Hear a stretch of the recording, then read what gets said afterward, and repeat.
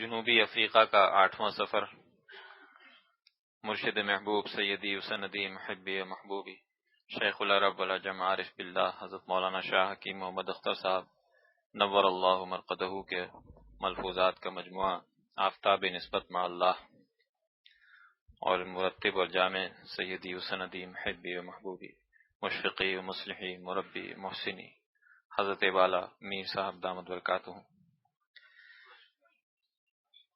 قلب شکستہ اور نزول تجلیات.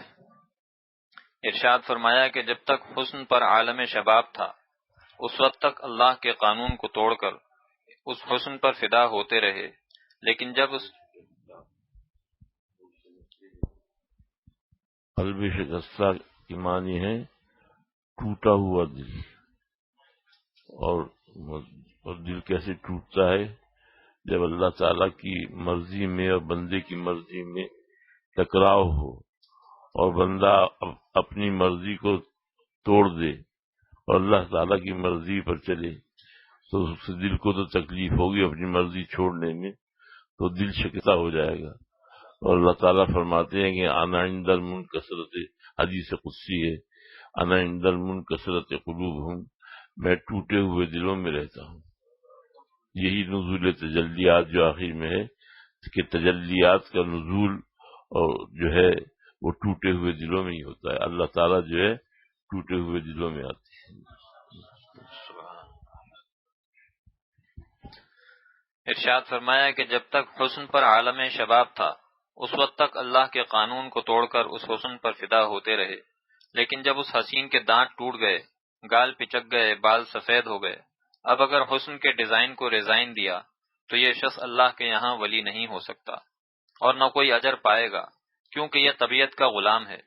جب تک اس میں کشش تھی یہ اس پر پاگل تھا، اور جب حسن زائل ہو گیا تو وہاں سے بھاگا. طبیعت سے عاشق ہوا اور طبیعت سے بھاگا، یہ فرار اللہ کے لیے کہاں ہے؟ لہذا طبیعت کا غلام اللہ کا ولی نہیں ہو سکتا، اور اولیاء اللہ کا یہ مقام ہوتا ہے کہ عین عالم شباب حسن میں وہ حسن پر نظر نہیں ڈالتے، جبکہ طبیعت ان کی بھی چاہتی ہے کہ ہم بھی دیکھ لیں، مگر اولیاء اللہ اپنا دل توڑتے ہیں، اللہ کے قانون کو نہیں توڑتے، کسی حسین کو نہیں دیکھتے، اللہ کے قانون کا احترام کرتے ہیں، نظر بچا بچا کر غم پر غم اٹھاتے ہیں. تو ایسے قلب شکستہ اور حسرت زدہ پر اللہ تعالیٰ کے قرب کی تجلیات متواترہ، مسلسلہ، وافرہ، بازغہ نازل ہوتی. سبحان. تجلیات متواترہ یعنی مستقل برابر جاری رہنے والی، اور مسلسلہ یعنی مسلسل، اور کیا فرمایا؟ وافرہ. وافرہ بہت کثرت سے، بازغہ اور بازغہ یعنی روشن، اللہ کے نور سے بھری ہوئی وہ تجلیات نازل ہوتی ہیں. یعنی وہ اللہ تعالیٰ اس کے دل پر اپنی ایسی تجلیات نازل کرتا ہے. اسی کو صوفیہ کہتے ہیں کہ اللہ تعالیٰ دل میں آ جاتے ہیں. حدیث پاک میں بھی ہے انا عند المنکسرۃ قلوبہم، کہ میں ٹوٹے ہوئے دلوں میں رہتا ہوں. تو مقصد وہی تجلیات ہیں کہ جو بندے کے دل پر، جو اللہ تعالیٰ کے بندے ہیں اپنا دل توڑتے ہیں، ان پر نازل ہوتی ہیں. اس کے درد دل اور اس کے دل کے جلے بھنے کباب کی خوشبو سے وہ خود بھی مست ہوگا اور اس کے پاس بیٹھنے والے بھی مست ہوں گے، اور ان کو احساس ہوگا کہ واقعی اس شخص نے اللہ کے راستے میں بہت غم اٹھائے ہیں، داغ حسرت سے دل سجائے ہیں، تب کہیں جا کے ان کو پائے ہیں. ان حسینوں سے دل بچانے میں نے غم بھی بہت اٹھائے ہیں، منزل قرب یوں نہیں ملتی، زخم حسرت ہزار کھائے ہیں. اور دراصل سب مقامات حضرت والا اپنے ہی بیان فرماتے ہیں. یہ حضرت کے مقامات ہیں، یہ ان مجاہدات سے گزرے جو ان شعر میں ہیں کہ حسرتوں کے داغ سے، یعنی اپنے آرزوؤں کو توڑنے سے ہم نے اپنا دل کو سجایا ہے. لوگ تو خواہشات سے دل سجاتے ہیں، ہم نے ان خواہشات کو توڑ کے دل سجایا ہے. تب کہیں جا کے اللہ تعالیٰ اس دل میں آئے. واہ واہ واہ ماشاء اللہ. تب کہیں جا کے اللہ تعالیٰ پھر اس دل میں آئے ہیں، جبکہ دل کو اس کی خواہشات توڑ کے سجایا ہے. تو اس اپنی خواہشات کو توڑ دیا ہے، اس سے جو قرب نصیب ہوا تو اس کو فرماتے ہیں کہ تب کہیں جا کے ان کو پائے ہیں، تب ان کو جا کے پائے. اور ان حسینوں سے دل بچانے میں نے غم بھی بہت اٹھائے ہیں. جیسے کہ میں نے آپ کو بتایا تھا کہ حضرت والا نے مجھ سے فرمایا تھا، جب میں شروع میں حضرت کی خدمت میں حاضر ہوا تو میرے دل میں یہ خیال آتا تھا، میں جوان تھا اس وقت، تو میرے دل میں یہ خیال آتا تھا کہ ہمارے دل میں کیسے کیسے خیالات آتے ہیں، گندے خیالات آتے ہیں، تو ہمیں مجھے کیسے اللہ ملے گا. حضرت سے کچھ کہا نہیں، تو حضرت نے مجھے فرمایا مرزا بھی ادھر آؤ. میں حاضر ہوا تو فرمایا کہ دیکھو، کھاد جتنی بھی سڑی ہوئی ہوتی ہے، پھول اتنا ہی خوشبودار پیدا ہوتا ہے. فرمایا یہ جو تقاضے ہیں یہ کھاد ہیں، ان کو جڑوں میں ڈال دو، ایمان کی جڑوں میں، وہ خوشبودار پھول تقویٰ کا پیدا ہوگا. اتنا ہی خوشبودار ہوگا جس قدر سڑی ہوئی یہ کھاد ہے. بس اس کا یہ ہے کہ اس کو جڑوں میں ڈالو، اس کو شاخوں کے اوپر اس کو نہ ڈالو، یعنی اس کو کھاؤ نہیں. یہ اسی طرح یہ تقاضے ہیں، وہ جو کھاد ہے وہ کھائی نہیں جاتی ہے، بلکہ اس جڑوں میں ڈالی جاتی ہے، کچل دی جاتی ہے. اسی طرح یہ تقاضے ہیں، ان کو بھی جڑوں میں ایمان کی ڈال دو، ان کو بھی کچل دو. تو حضرت نے فرمایا پھر ایمان کا تقویٰ کا پھول بھی ایسا ہی خوشبودار پیدا ہوگا. اور پھر فرمایا کہ میرا مزاج بچپن ہی سے عاشقانہ تھا، میرا مزاج بچپن ہی سے عاشقانہ تھا، اور جب میں جوان ہوا تو ایک خواہشات کا سمندر تھا میرے دل میں، اور حسن کی طرف میلان حد سے زیادہ تھا. حضرت نے فرمایا کہ میں نے دل میں سوچا کہ اگر میں نے کسی شیخ کامل کا دامن نہیں پکڑا تو میں ان خواہشات میں بہہ جاؤں گا. تو فوراً حضرت شیخ پھول پوری رحمۃ اللہ علیہ سے تعلق قائم کیا اور پھر وہیں رہ پڑے پوری زندگی. تو حضرت نے فرمایا جو خاص بات تھی وہ یہ ہے کہ اس عاشقانہ مزاج کے باوجود اس قدر محنت کرنی پڑی ہوگی کہ اس عاشقانہ مزاج کے باوجود اس سے زندگی میں کبھی ایک بار بھی لغزش نہیں ہوئی. جب یہ بات میں نے جنوبی افریقہ میں سنائی تو مولانا یونس پٹیل صاحب اور بڑے بڑے علماء طرف گئے، کہنے لگے کاش حضرت والا کے یہ حالات حضرت کی زندگی میں شائع ہو جائیں، اور حضرت والا کی اس وقت اجازت نہیں تھی، تو امت کو زیادہ فائدہ ہو. تو بہرحال اب بھی فائدہ ہوگا، لیکن جب استفادہ براہ راست ہوتا. اب تو کتابوں سے، حضرت کی کتابوں میں بھی اللہ نے ایسا ہی اثر رکھا ہے جیسا شیخ کی صحبت میں ہوتا ہے. جب سے حضرت بیمار ہوئے تو اللہ تعالیٰ نے یہ تاثیر رکھ دی کہ ان کتابوں کو پڑھنے والا ایسا معلوم ہوتا ہے گویا یہ تربیت یافتہ صحبت یافتہ حضرت والا. لیکن بات یہی ہے کہ حضرت والا سے عرض کیا، حضرت والا کی فنائیت تھی، پسند نہیں فرماتے تھے. فرمایا کہ بس میرے مواعظ جو ہیں یہی میری سوانح ہیں. اب انشاءاللہ تعالیٰ کچھ لکھ رہے ہیں، اللہ تعالیٰ اس کو بھی امت کے لیے قیامت تک کے لیے مفید فرما دے. تو سب سے بڑی یہ کہہ رہے ہیں کہ جو حضرت والا نے شعر میں فرمایا کہ ان حسینوں سے دل بچانے میں نے غم بھی بہت اٹھائے ہیں.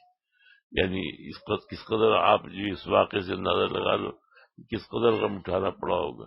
حضرت ایک ایک نظر پہ بعض دفعہ ایسا ہوتا ہے عاشقانہ مزاج، کیونکہ وہ چاہتا ہے ایک سلطنت قربان کر دے، اس کو حاصل کر دے، وہ اللہ تعالیٰ کے خوف سے رک جاتا ہے.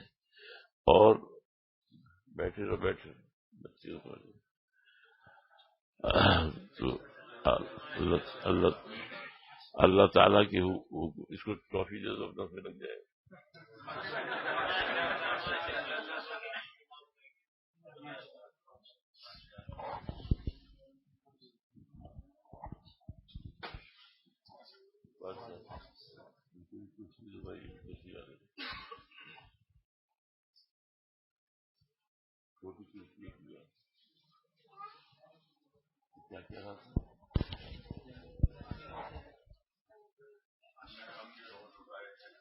ہاں میں نے غم بھی بہت اٹھائے ہیں. ہاں تو میں سلطنت قربان کر سکتا ہے. یعنی ایسا حضرت نے نام تو نہیں لیتے تھے، لیکن ایک ایک نظر پہ عاشق جو ہے وہ سلطنت قربان کرنے کا جذبہ رکھتا ہے، لیکن وہ اللہ کے خوف سے دل بچاتا ہے، اپنی نگاہ بچا لیتا ہے، اور دل میں کہتا ہے کہ اللہ اگر میرے پاس سلطنت ہوتی تو میں اس پہ قربان کر دیتا، اس کو حاصل کر لیتا، لیکن میں آپ کے خوف سے بچا رہا ہوں. تو حضرت فرماتے تھے کہ اس کو بھی انشاءاللہ تعالی سلطنت فدا کرنے کا ثواب ملے گا، اور وہ بھی سلطان ابراہیم ابن اعظم کے ساتھ کرا ہوگا. انہوں نے یہ بھی وہ رکھتا ہے تو کس قدر مجاہدہ شدید گزرے حضرت اس سے. اور فرمایا جنوبی افریقہ میں جو آخری سفر حضرت کا ہوا تھا 2004 میں بیماری کے زمانے میں، تو حضرت نے فرمایا تھا کہ مجھے جو کچھ بھی ملا ہے وہ اس نظر کی حفاظت سے ملا ہے.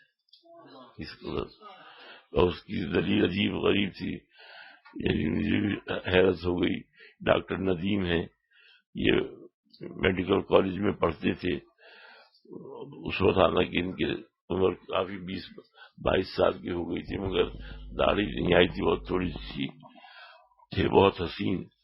ان کو حضرت سے بیعت تھے. ان کو ڈاکٹر صاحب نے مجھے خود بتایا کہ مجھ کو اجازت نہیں تھی کہ میں حضرت کے کمرے میں چلا جاؤں، بہت سی باتیں اصلاح کرنے کی ہوتی تھی. وہ کہنا چاہتا تھا، حضرت نے فرمایا لکھ کے دو اور کسی کے ہاتھ بھجوا دو، اور حضرت اس پہ جواب تحریر فرما دیتے تھے. لیکن فرمایا کہ بعض وقت ایسا ہوتا تھا کہ زبانی بات کے بغیر چارہ نہیں تھا، تو عرض کیا کہ حضرت میں تحریر نہیں کر سکتا، زبانی بات کرنی پڑے گی مجبور، اب اس تحریر میں نہیں آ سکتی ہے. تو اچھا کمرے میں آ جانا، ایک آدمی کو اپنے ساتھ لاؤ. حالانکہ بچپن ہی سے حضرت متقی تھے، گناہ کا کبھی منہ بھی نہیں دیکھا تھا. طائب صاحب کے کیا شعر ہے، اندھیرے کیا ہے یہ طائب اسے خبر ہی نہیں، وہ جس نے دیکھے ہیں آنکھ، وہ جس نے دیکھے ہیں کھلتے ہی آنکھ مر کے چلا. یعنی جس نے اللہ والوں کو بچپن ہی سے دیکھا، بچپن ہی انہیں کی گود میں جوان ہوئے، اور تو اس نے اندھیروں کو دیکھا ہی نہیں، آنکھ کھلتے ہی چراغ اللہ والے کو نظر آئے. تو انہیں کیا خبر کہ گناہ کیا چیز ہے، لیکن اس کے باوجود تقویٰ کا اہتمام یہ تھا. حضرت فرماتے تھے کہ اپنے نفس پہ بھروسہ نہ کرو، چاہے یہ فرشتہ بھی ہو جائے، فرشتوں کی مانند ہو جائے، تو بھروسہ نہ کرو. تو حضرت فرمایا ان کو بلاتے تھے، اور حضرت خود پشت، یعنی جیسے وہ کمرہ جو حضرت کا حجرہ تھا، حضرت ان کی طرف پشت کر لیتے تھے اور وہ پیچھے آ کے بیٹھتے تھے، اور وہ آدمی ساتھ ہوتا تھا. یہ کچھ پوچھتے تھے تو پھر حضرت جواب دیتے تھے، اور اس کے بعد واپس کر دیتے. پھر اس کے بعد مولانا مدد صاحب کی وہ داماد ہو گئے، دروازہ بند کرو اور مل کے اندر آ جائیے، اور مل جائیے، آپس میں مل کے بیٹھیے، یہاں جگہ ہے، مل کے بیٹھو اور جگہ ہو جائے گی. آگے ادھر آئیے، آگے آ جائیے. یہ ان کو جو زیادہ بوڑھے ہیں، ان کو بیٹھنے کی جگہ دو.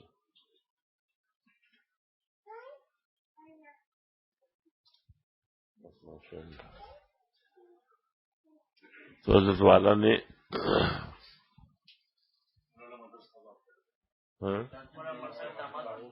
ہاں مولانا صاحب کے صاحبزادی سے شادی ہو گئی، پھر عمر کافی ہو گئی، مسلمہ کو مقصد جڑ گیا، عمر کی داڑھی پوری آ گئی، اور حضرت والا پھر بیمار بھی ہو گئے.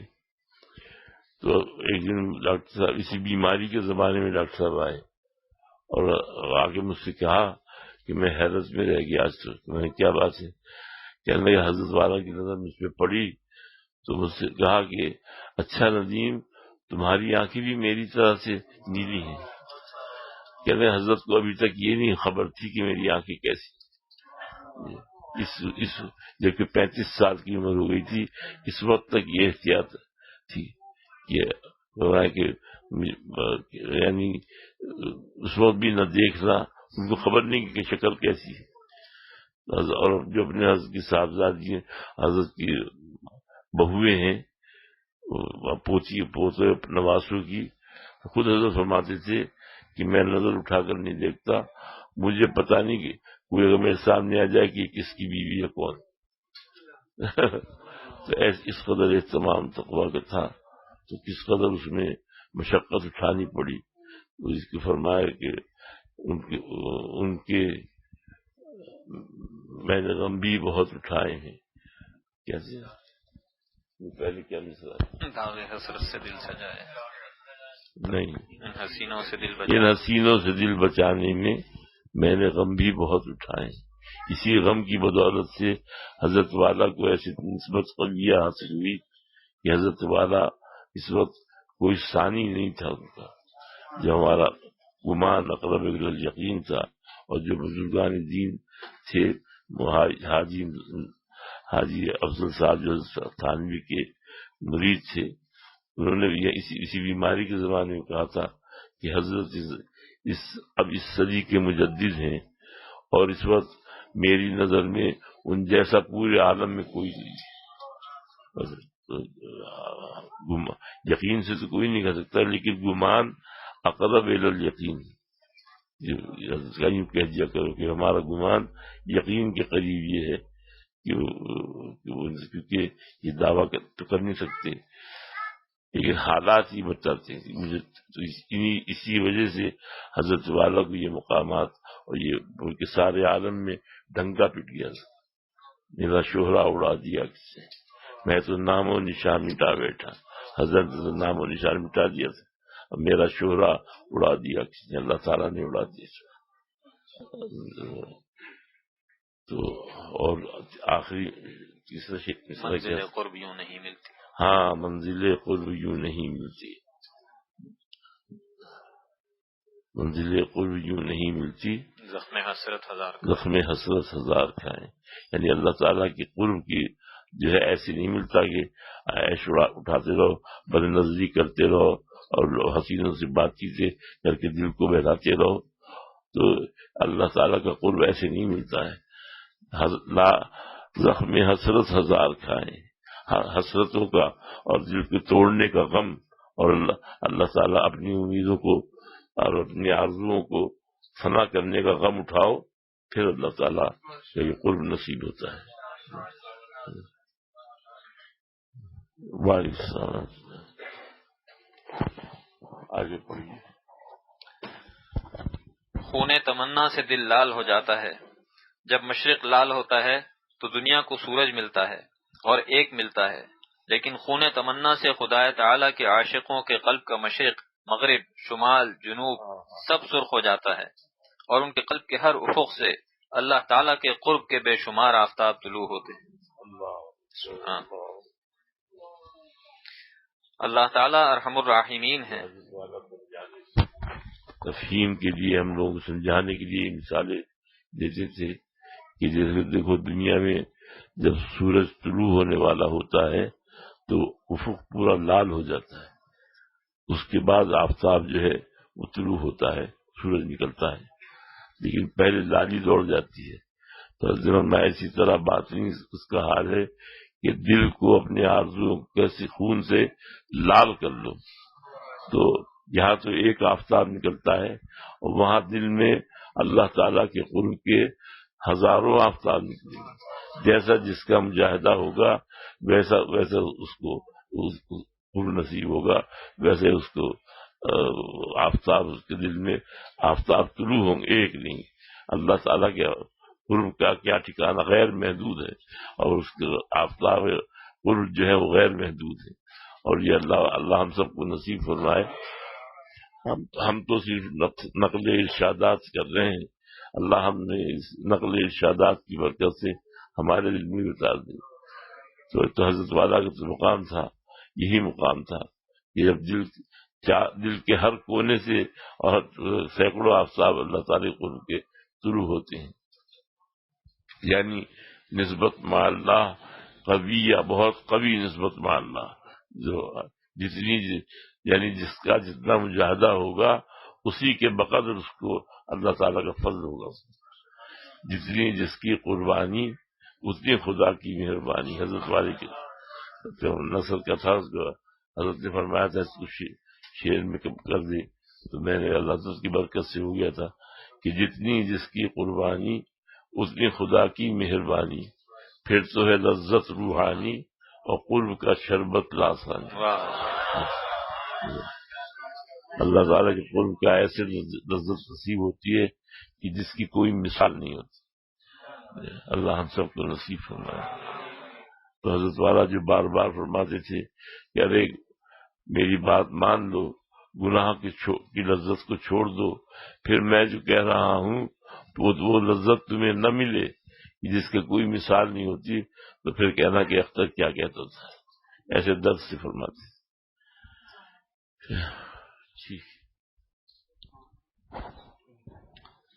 اللہ تعالی ارحم الراحمین ہیں. یہ ناممکن ہے کہ کوئی ان کے لیے اپنے دل کا خون کرے اور ان کی رحمت اس دل کو پیار نہ کرے. ایک مثال دیتا ہوں کہ ایک جمبو جہاز پر 400 آدمی بیٹھے ہیں. ان میں سے 399 ایئر ہوسٹسوں کو دیکھ کر مزہ لے رہے ہیں اور نمک حرام چکھ رہے ہیں، لیکن اللہ کا ایک مسکین بندہ نظر بچا رہا ہے، غم اٹھا رہا ہے. اس کا بھی دل تو چاہتا ہے کہ اپنے اللہ کو، اپنے مالک اور پالنے والے کو خوش کرنے کے لیے اس کا بھی دل تو چاہتا ہے، لیکن اپنے اللہ کو، اپنے مالک اور پالنے والے کو خوش کرنے کے لیے اپنی خوشیوں کا خون کرتا ہے. تو کیا ارحم الراحمین ایسے حسرت زدہ اور غم کے مارے دلوں کا پیار نہیں لے گا؟ ارے ایسا پیار عطا فرماتے ہیں جس کی لذت کو کوئی دوسرا نہیں جان سکتا. ان کے لب نظر نہیں آتے، لیکن ان کا پیار دل محسوس کرتا ہے. میرا ایک فارسی شعر ہے، یہ حضرت والا کا شعر ہے. از لب نادید صد بوسا رسید، از لب نادید صد بوسا رسید، من چه گویم روح چه لذت چشید. جامع عرض کرتا ہے کہ اسی مضمون کو طائب صاحب نے بھی کیا خوب بیان کیا ہے، اور گویا اردو میں حضرت والا کے شعر کا ترجمہ کر دیا ہے. محسوس تو ہوتے ہیں دکھائی نہیں دیتے، محسوس تو ہوتے ہیں دکھائی نہیں دیتے، اس چومنے والے کے ہیں لب اور طرح کے، اس چومنے والے کے ہیں لب اور طرح کے. دوسری مثال یہ ہے کہ ماں نے کہا، حضرت کا جو شعر ہے کہ وہ ہونٹ جو نظر نہیں آتے، وہ ان ہونٹوں سے دل میں سینکڑوں بوسے محسوس ہوتے ہیں. سبحان، سینکڑوں بوسے دل محسوس کرتا ہے وہ ان لبوں سے کہ جو اللہ تعالیٰ کی ہے. یعنی وہ خاص رحمت ہوتی ہے جو نظر نہیں آتی، لیکن اس کے وہ بوسے اور وہ رحمت کا نزول جب دل پر ہوتا ہے تو بندے کو پتہ چل جاتا ہے. تو ازلب نادیدہ ایسے ہونٹ جو نظر نہیں آتے، سینکڑوں بوسے دل محسوس کرتا ہے، دل کو پہنچتے ہیں. امن چے گوئم روح چے لذت کشید، اور میں نہیں کہہ سکتا کہ روح اس وقت روح کیسی عظیم شان اور بے مثال لذت جو ہے وہ درآمد کرتی ہے، چکھتی ہے.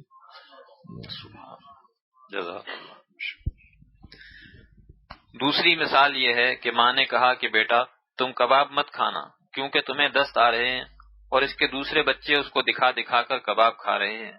بچہ رونے لگتا ہے تو ماں دوڑ کر اس کو گود میں اٹھا کر اس کے آنسوؤں کو پوچھتی ہے اور خود بھی رونے لگتی ہے اور کہتی ہے بیٹا مت گھبراؤ، جب تم اچھے ہو جاؤ گے تو تمہارے بھائی جتنا کباب کھا رہے ہیں اس سے زیادہ ہم تمہیں کباب کھلائیں گے. تو جب ماں کی رحمت اور مامتا اور پیار اس درجے کا ہے تو اللہ تعالیٰ جو ماؤں کی رحمت کا خالق ہے اس کا اعلان ہو رہا ہے، مادراں را مہ من آموختم چوں بود شمعے کے من افروختم. اے دنیا والو، اور ماؤں کی محبت پر ناز کرنے والوں، ماؤں کو محبت کرنا تو میں نے ہی سکھایا ہے، لہذا میرے آفتاب رحمت کا کیا حال ہوگا؟ بھلا اللہ تعالیٰ کو پیار نہ آئے گا؟ اس پر میرا شعر ہے: میرے حسرت زدہ دل پر انہیں یوں پیار آتا ہے، میرے حسرت زدہ دل پر انہیں یوں پیار آتا ہے کہ جیسے چوم لے ماں چشم نم سے اپنے بچے کو، کہ جیسے چوم لے ماں چشم نم سے اپنے بچے کو۔ میرے حسرت زدہ دل پر انہیں یوں پیار آتا ہے، میرے حسرت زدہ دل پر انہیں یوں پیار آتا ہے کہ جیسے چوم لے ماں چشم نم سے اپنے بچے کو۔ جب ہم نظر بچا کر حسرت کا زخم کھاتے ہیں تو اللہ کی رحمت ہمارے دل کا پیار لیتی ہے، اور وہ پیار ایسا ہوتا ہے جس کو کوئی دوسرا نہیں جانتا۔ فلا تعلم نفس ما اخفی لهم من قرۃ اعین، نکرہ تحت النفی ہے جو فائدہ عموم کا دیتا ہے، یعنی کوئی نفس بھی، یہاں تک کہ ایک ولی بھی، دوسرے ولی کی اس لذت پیار کو نہیں سمجھ سکتا۔ نفس میں ولی کا نفس بھی شامل ہے۔ مختصر المعانی کا قاعدہ یہاں لگائیے، مگر یہ تفسیر نہیں لطائف قرآن سے ہے کہ گناہ سے بچنے کے غم میں اللہ اپنے عاشقوں کو جو آنکھوں کی ٹھنڈک دیتا ہے، ان کے دل کا جو پیار لیتا ہے، اس پیار کی لذت کو صرف وہی دل سمجھتا ہے جس کو وہ عطا ہوا کہ اللہ نے اسے کیسا پیار اور کیا حلاوت ایمانی دی، دوسرے کو اس کی خبر نہیں ہوتی۔ ماں جب اپنے بچے کو چومتی ہے تو ماں کا پیار تو نظر آتا ہے، لیکن اللہ کی رحمت کا پیار نظر نہیں آتا، کیونکہ اللہ تعالیٰ اپنے پیار کو مخفی طور پر اپنے عاشقوں کو دیتے ہیں۔ ما اخفی لہم خود دلیل اخفا ہے، اس اخفا میں مصلحت یہ ہے کہ میرے بندے کو نظر نہ لگ جائے۔ سبحان ہر ولی کو جو اللہ تعالیٰ جو لذت عطا فرماتے ہیں، اس کا دوسرے ولی کو بھی ذرا کا احساس نہیں ہوتا کہ کیا اس کو کیا لذت حاصل ہے، وہ اسی کا دل جانتا ہے جس کو وہ لذت حاصل ہے۔ وہ اندازہ اور قرائن سے تو پتہ لگ جاتا ہے تھوڑا بہت، لیکن پورا ادراک اور پورا اس کو کوئی نہیں سمجھ سکتا کہ کیا لذت اور قرب کیا حلاوت اس کو نصیب ہے۔ تو اسی کو حضرت فرما رہے ہیں، وہ پھر سے پڑھی۔ ماں جب اپنے بچے کو چومتی ہے تو ماں کا پیار تو نظر آتا ہے، لیکن اللہ کی رحمت کا پیار نظر نہیں آتا۔ بظاہر آنکھوں سے نظر نہیں آتا، دل محسوس کرتا ہے، دل میں موجود ہوتا ہے، کیونکہ اللہ تعالیٰ اپنے پیار کو مخفی طور پر پوشیدہ طور پہ دیتے ہیں۔ اس کی مثال حضرت والا نے یہ دی تھی کہ جیسے ماں یہ ہوتی ہے اور دودھ پلاتی ہے شیشی میں، اس پہ کپڑا لپیٹ دیتی ہے تاکہ میرے بچے کو نظر نہ لگ جائے اور کسی کو پتہ نہ چلے کہ میں اس کو کیا پلا رہی ہوں۔ اسی طرح اللہ تعالیٰ بھی خفیہ طور پہ اس کو وہ لذت دیتے ہیں تاکہ اسی کو، اس پینے والے کو یہ احساس ہو کہ مجھے کیا لذت مل رہی ہے، دوسروں کو اس کی خبر بھی نہیں اور نظر بھی نہیں آتا۔ یہاں تو کچھ دیکھ سکتے ہیں ماں کیا پلا رہی ہے، وہاں کوئی نہیں دیکھتا کہ اللہ کی طرف سے کیا لذت قرب عطا ہو رہی ہے، اس کی صرف جس کو وہ عطا ہوتی ہے اسی کو خبر ہوتی ہے۔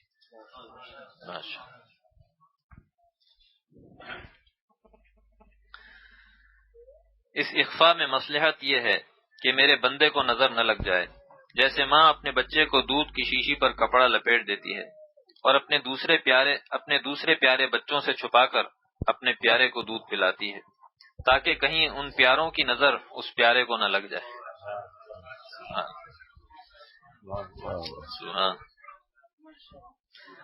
تو اللہ تعالیٰ بھی اپنے اولیاء سے چھپا کر اپنے اولیاء کو اپنی رحمت کا پیار دیتے ہیں تاکہ ایک کو دوسرے کی نظر نہ لگ جائے۔ ماشاءاللہ، سبحان اللہ۔ یہ حصی مثال اللہ تعالیٰ نے میرے قلب کو عطا فرمائی۔ الہامی ہے، الہامی مثالیں ہوتی ہیں۔ سارا مضامین کی جو آیت جس سے حضرت استدلال فرما رہے ہیں یہ جنت کے بارے میں ہے۔ حضرت نے فرمایا اس لیے فرما دیا کہ یہ تفسیر نہیں ہے بلکہ قرآن پاک کے لطائف اور اس کی باریکیاں اور اس کے گویا کہ اس سے نکالے ہوئے کچھ نکات ہیں اس کے اندر، تو یہ تفسیر نہیں ہے، لیکن اس سے حضرت نے استدلال فرمایا کہ جو عجیب و غریب ہے کہ ما اخفی لهم من قرۃ اعین، کیا چیز ہے؟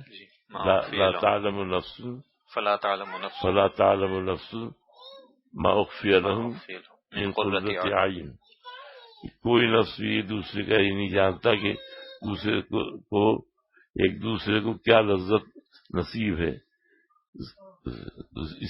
اس آیت سے جو کہ جنت کے بارے میں ہے، حضرت والا نے یہ استدلال فرمایا جو بالکل الہامی ہے، اور یہ بھی احتیاط فرما دیا کہ یہ جو ہے ایک استدلال اس کا تصوف کا ہے، جو کہ دلیل بھی ہو سکتا ہے قرآن پاک سے اور وسائل سلوک میں ہے، وہ یہ میں شامل ہے یہ، لیکن تفسیر کہنا جو ہے وہ فرمانے سے کہ ٹھیک نہیں ہے، کیونکہ اس تفسیر کے لیے پھر دوسرے لوگ اعتراض کرنے لگتے ہیں، یہ اس کی تفسیر یہ نہیں ہے، لیکن یہ نکات قرآنیہ جو ہیں یہ تو سارے بزرگان دین سے ثابت ہیں، علماء دین سے ثابت۔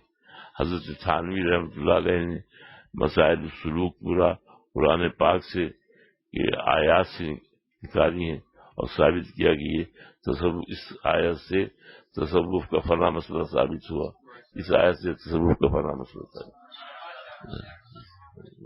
اس کا نام ہی مسائل سلوک ہے، یہ بھی مسائل سلوکی میں۔ ماشاء اللہ۔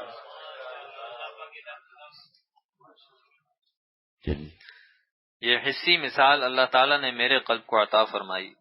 ما اخفی لہم، اس سے خود ظاہر ہے کہ آنکھوں کی جو ٹھنڈک اللہ اپنے ایک ولی کو دیتا ہے، دوسرے ولی کو اس ٹھنڈک اور اللہ کے اس پیار کی خبر نہیں ہوتی۔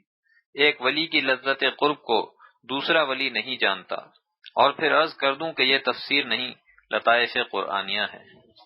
اس لیے حکیم الامت نے فرمایا کہ یہ مقولہ جو مشہور ہے کہ ولی را ولی می شناست، یعنی ایک ولی دوسرے ولی کو پہچانتا ہے، بالکل غلط ہے، بلکہ صحیح یہ ہے ولی را نبی می شناست، یہ ولی کو نبی پہچانتا ہے، کیونکہ وہ اتنے بلند مقام پر ہوتا ہے کہ وہ سب سمجھتا ہے کہ میرا کون امتی کس مقام پر ہے۔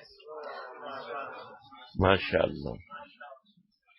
ایک ولی کو دوسرے ولی کے قرب کا علامات و قرائن سے تھوڑا سا اجمالی علم تو ہو سکتا ہے، تفصیلی علم نہیں ہو سکتا، بس اتنا پتہ لگ جاتا ہے کہ اس کو اللہ کا قرب حاصل ہے، اور اللہ کے ذکر سے اس کے قلب کو اطمینان ہے کہ اس کے پاس بیٹھنے والوں کو وہ اطمینان متعدی ہو رہا ہے، لیکن اس کو کیسی ٹھنڈک اور کیسا قرب اور کیسی لذت حاصل ہے، ایک ولی بھی دوسرے ولی کی ان کیفیات سے واقف نہیں ہوتا۔ ماشاءاللہ۔ حصول ولایت خاصہ کے دو بنیادی اصول۔ ارشاد فرمایا کہ میں عرض کرتا ہوں کہ حصول ولایت خاصہ کے لیے دو کام کر لو۔ نمبر ایک یہ کہ شیخ کی صحبت سے اپنے کو مستغنی مت سمجھو، کیونکہ کیفیت احسانیہ اور حضور قلب شیخ کے قلب ہی سے منتقل ہوتا ہے۔ کیفیت احسانیہ کی تشریح کیا ہے؟ علامہ ابن حجر عسقلانی نے شرح حصول ولایت خاصہ کے دو بنیادی اصول۔ ارشاد فرمایا کہ میں عرض کرتا ہوں کہ حصول ولایت خاصہ کے لیے دو کام کر لو۔ نمبر ایک یہ کہ شیخ کی صحبت سے اپنے کو مستغنی مت سمجھو، کیونکہ کیفیت احسانیہ اور حضور قلب شیخ کے قلب ہی سے منتقل ہوتا ہے۔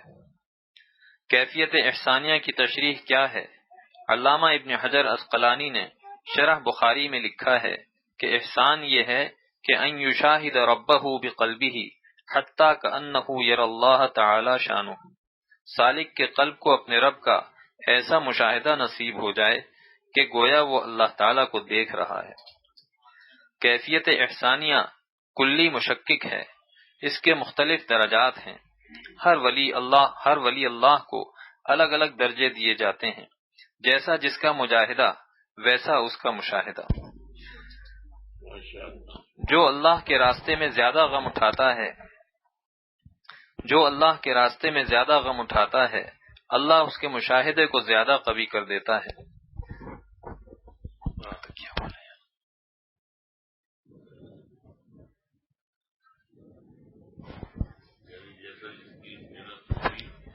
اسی کے بقدر اس کو انعام ملے گا۔ محنت کے بقدر مزدوری ملتی ہے نا، اس میں محنت کے بقدر اس کو مشاہدے کا، اللہ تعالیٰ کے دل کی بصیرت سے اللہ تعالیٰ کو دیکھنے کا اس کو انعام ملتا ہے بقدر مجاہدہ۔ جس قدر جس کا مجاہدہ ہوگا اسی قدر اس کو اللہ کے قرب کا مشاہدہ ہوگا۔ جو اللہ کے راستے میں زیادہ غم اٹھاتا ہے، اللہ اس کے مشاہدے کو زیادہ قوی کر دیتا ہے۔ صحابہ کو کیونکہ احسان حاصل ہوا تھا سرور عالم صلی اللہ علیہ وسلم کے اس قلب مبارک سے جو معراج جسمانی سے مشرف ہوا تھا، اور ان آنکھوں سے جنہوں نے اللہ تعالیٰ کو اور جنت و دوزخ کو دیکھا تھا، تو صاحب معراج کی قلب نبوت سے صحابہ کو کیفیت احسانیہ منتقل ہوئی تھی، تو ان کی کیفیت احسانیہ کو نہ اس امت کے افراد پا سکتے ہیں نہ سابقہ امتوں کے افراد، کیونکہ جس قلب سے ان کو کیفیت احسانیہ منتقل ہوئی تھی وہ قلب تمام نبیوں کے قلوب کا سردار تھا۔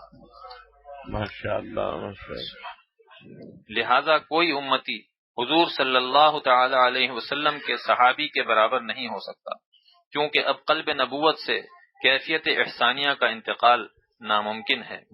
کیفیت احسانیہ سے ابھی حضرت والا نے اس کی تشریح فرمائی، جو حدیث احسان ہے وہ یہی ہے کہ آپ حضرت جبریل علیہ السلام نے پوچھا کہ مل احسان، احسان کیا ہے؟ تو حضور صلی اللہ تعالی وسلم نے فرمایا ان تعبد اللہ کأنک تراہ فإن لم تکن تراہ فإنہ یراک، کہ ایسی اللہ کی عبادت کرو کہ گویا تم اللہ کو دیکھ رہے ہو، اور اگر تم اس کو نہیں دیکھ رہے تو اللہ تو تمہیں دیکھ رہا ہے۔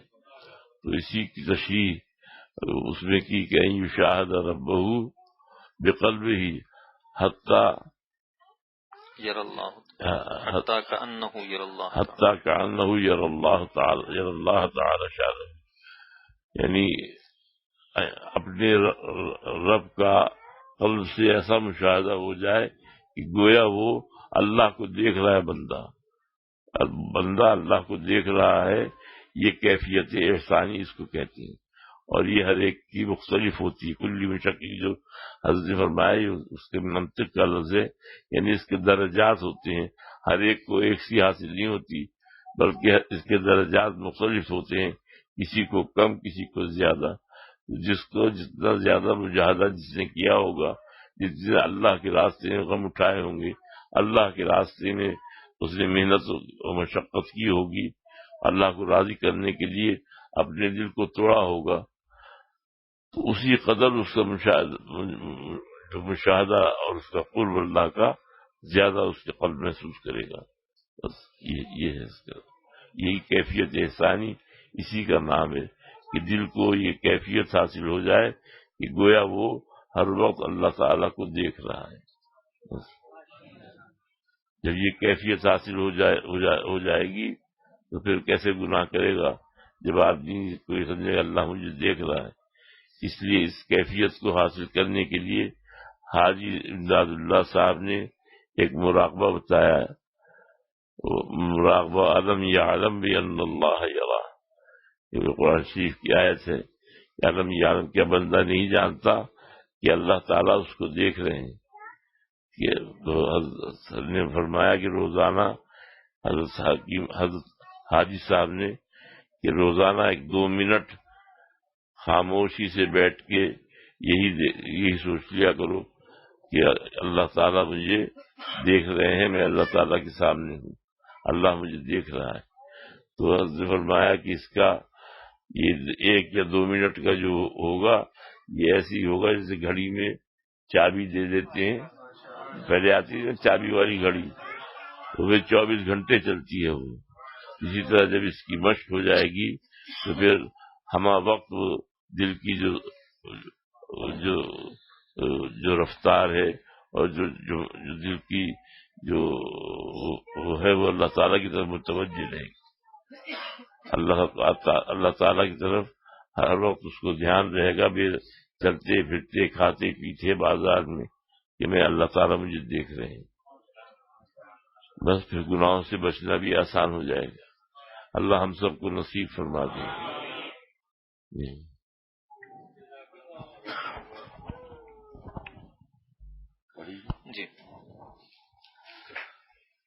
اس لیے صحابہ کا اللہ کے راستے میں ایک مد جو خرچ کرنا ہم لوگوں کے احد پہاڑ کے برابر سونا خرچ کرنے سے افضل ہے.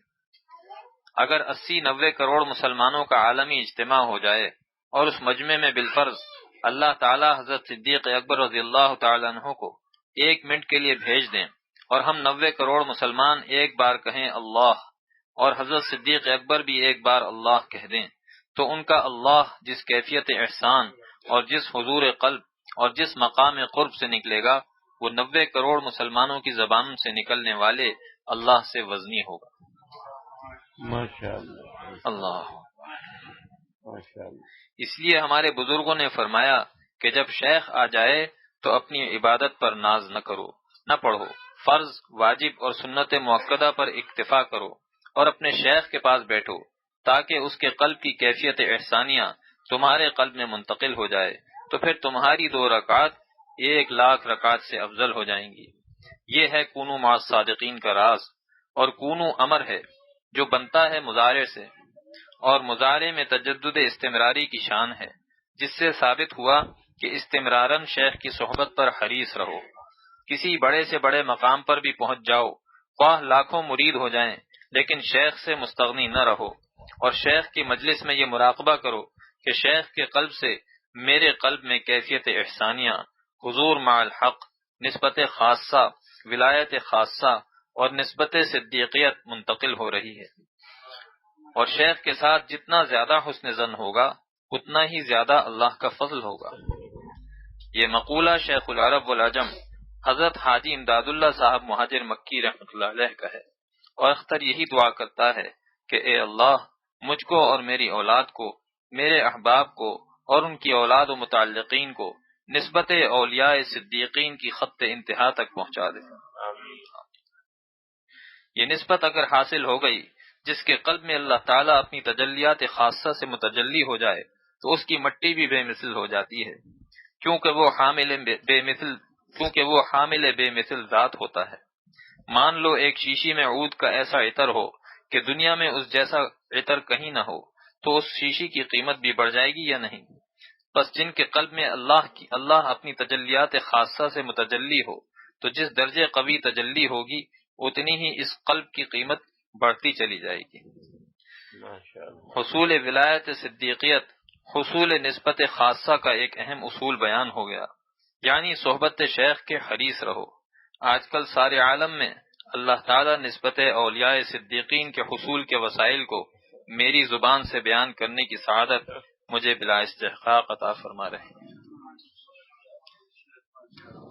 نمبر 2، اور دوسری اہم بات یہ ہے کہ جب شیخ کی صحبت نصیب ہو جائے تو اس کی فکر کرو کہ ہمارا کوئی لمحہ حیات اللہ تعالیٰ کی نافرمانی میں استعمال نہ ہونے پائے. اس فکر میں گھلتے رہو، مغموم و محزون رہو اور اللہ پر جان فدا کرتے رہو اور دعا بھی کرتے رہو کہ اے اللہ ہمیں ایسا ایمان، ایسا یقین، ایسا احسان، ایسی خشیت نصیب فرما کہ ہماری زندگی کا کوئی لمحہ، کوئی سانس اللہ کی ناخوشی میں نہ گزرے، اور اللہ کی ناخوشی کے راستے سے کوئی خوشی ایک لمحہ کے لیے بھی ہمارے قلب میں استیراد اور درآمد نہ ہو. یہ ہے اس حدیث کا راز، اتق المحارم تکن اعبد الناس. حرام سے بچو، تم سب سے بڑے عبادت گزار بن جاؤ گے. کیونکہ عبادت گزار زیادہ سے زیادہ 2 گھنٹہ عبادت کرے گا، یہ 4 گھنٹہ کرے گا، یہ چلو 6 گھنٹہ کرے گا، لیکن جو تقوی سے رہتا ہے وہ اعبد الناس اس لیے ہے کہ عبادت منفیہ میں 24 گھنٹے مشغول ہے کہ میرا اللہ ایک لمحے کو بھی مجھ سے ناراض نہ ہو. ماشاءاللہ. سبحان. بس گناہ سے بچنے میں جان کی بازی لگا دو. حضرت ابو ہریرہ رضی اللہ تعالیٰ کی حدیث ہے کہ اتق المحارم تکن اعبد الناس. ابو ہریرہ نے فرمایا کہ اے ابو ہریرہ مگر سارے ہی مخاطب ہیں امتی کہ تم حرام کاموں سے بچ جاؤ تو سب سے بڑے عبادت گزار شمار ہوگی. جس کی عجیب و غریب شرح حضرت والا نے فرمائی کہ عابد الناس یعنی سب سے بڑا عبادت گزار. اس کو کیوں فرمایا حضور صلی اللہ علیہ وسلم نے کہ حرام سے بچ جاؤ. اور عبادتیں تو جو آدمی کرتا ہے جیسے نماز پڑھ رہا ہے یا روزہ رکھتا ہے یا صدقہ دیتا ہے یا نوافل پڑھتا ہے تو یا ذکر کرتا ہے تو ایک حد تک کرے گا, اس کے بعد اس کو تھک جائے گا, خاموش ہو جائے گا, پھر وہ یعنی وہ ذکر موقوف کر دے گا کہ اس عبادت سے ظاہرہ کو موقوف کرنا پڑتا ہے. لیکن یہ اس کو حضرت نے فرمایا کہ یہ اس کا جو عابد الناس اس وجہ سے ہے سب سے بڑا عبادت گزار حرام کاموں سے بچنے والا یعنی متقی شخص سب سے بڑا عبادت گزار اس وجہ سے ہے کہ وہ ہر وقت گناہ سے بچنے کی فکر کرتا ہے کہ ایک لمحہ بھی میرا ایسا نہ گزر جائے جس سے میرا رب مجھ سے ناراض ہو جائے. کیونکہ اس لیے وہ ہر وقت عبادت میں ہے کہ ہر وقت اس کو اللہ تعالیٰ کی نافرمانی سے بچنے کی اور اللہ تعالیٰ کو راضی رکھنے کی فکر ہے, اور یہ فکر اس کو دائماً ہے تو وہ دائمی عبادت گزار ہے اور سب سے بڑا عبادت گزار ہے. یہ راز حضرت والی کی زبان مبارک سے سنا. بڑے بڑے علماء اس پہ سب سنتے تھے کہ یہ علوم اللہ تعالیٰ حضرت والا کو عطا فرماتے.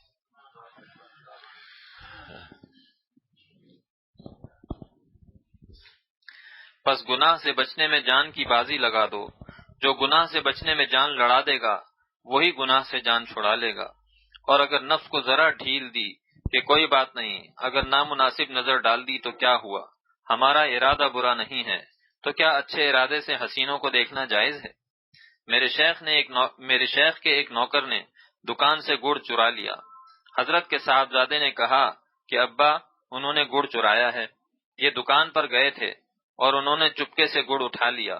تو اس نوکر نے کہا کہ مولوی صاحب میں نے بری نیت سے نہیں چرایا تھا. حضرت کو بھی ہنسی آ گئی کہ اچھی نیت سے کون سی چوری ہوتی ہے.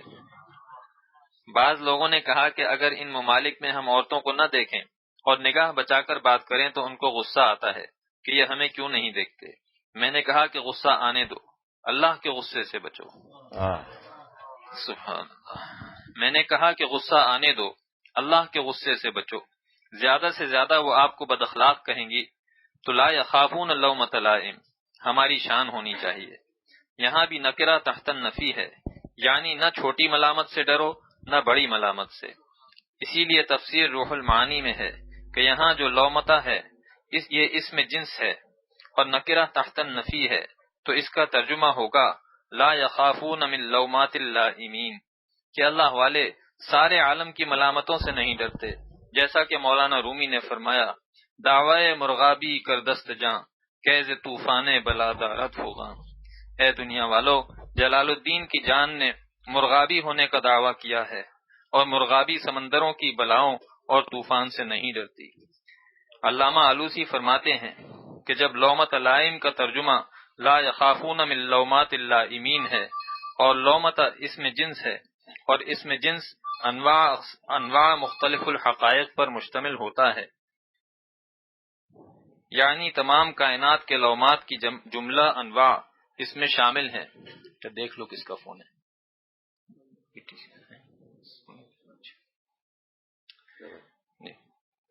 علامہ آلوسی فرماتے ہیں کہ جب لومت لائم کا ترجمہ لا یخافون من لومات اللائمین ہے اور لومت اسم جنس ہے اور اسم جنس انواع مختلف الحقائق پر مشتمل ہوتا ہے, یعنی تمام کائنات کے لومات کی جملہ انواع اس میں شامل ہیں, تو پھر اللہ تعالیٰ نے لا یخافون من لومات اللائمین کیوں نازل نہیں فرمایا؟ تو جواب دیتے ہیں کہ معنی اگرچہ یہی ہے, لیکن اگر یہ نازل ہوتا تو کلام میں بلاغت نہ رہتی. لومتہ میں بلاغت یہ ہے کہ اللہ تعالیٰ سارے عالم کو بتانا چاہتے ہیں کہ میرے عشاق کے سامنے سارے عالم کی ملامتوں کا سمندر مثل ایک گھونٹ کے ہے۔ سارے عالم کی لومات مثل لومہ واحدہ کے ہیں۔ لومات جمع نازل نہیں فرمایا تاکہ اللہ کے عاشقوں کا مقام بلند معلوم ہو کہ سارے عالم کی ملامتیں ان کے نزدیک مثل ایک ملامت کے ہیں۔